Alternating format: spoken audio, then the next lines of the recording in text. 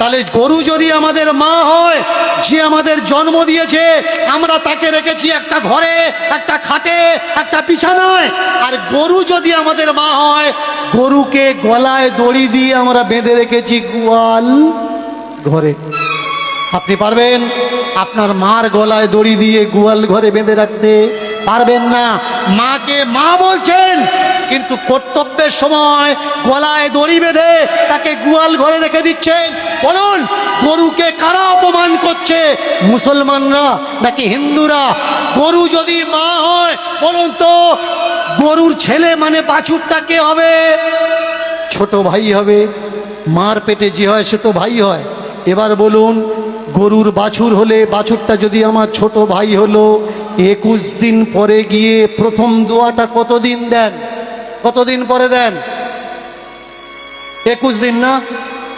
তাহলে আপনার মা যদি আপনার ছোট ভাইকে জন্ম দিত, 21 দিন পরে আপনার ছোট ভাইয়ের গলায় দড়ি দিয়ে পাশে বেঁধে রেখে আপনার মায়ের জননীর গর্ভধারিণীর দুধ দুয়ে বিক্রি করতে পারতেন? আমাকে বলবেন না যে আমি হিন্দু ধর্মের অপমান করছি।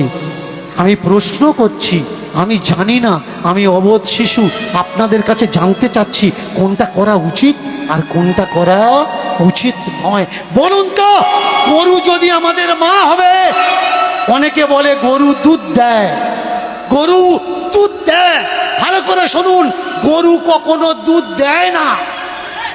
বাছুরকে বেঁধে, গরুকে বেঁধে আমরা দুধ বের করে নিই।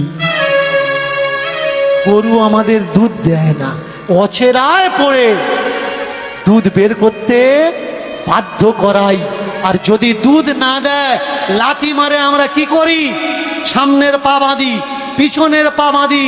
বলুন, যাকে মা বলে ডাকছেন, এই ব্যবহারটা যার সঙ্গে দিচ্ছেন, সত্যি কি ঠিক ব্যবহার দিচ্ছেন? এবার বলুন তো, যাকে মা বললেন, এটা আমার মা,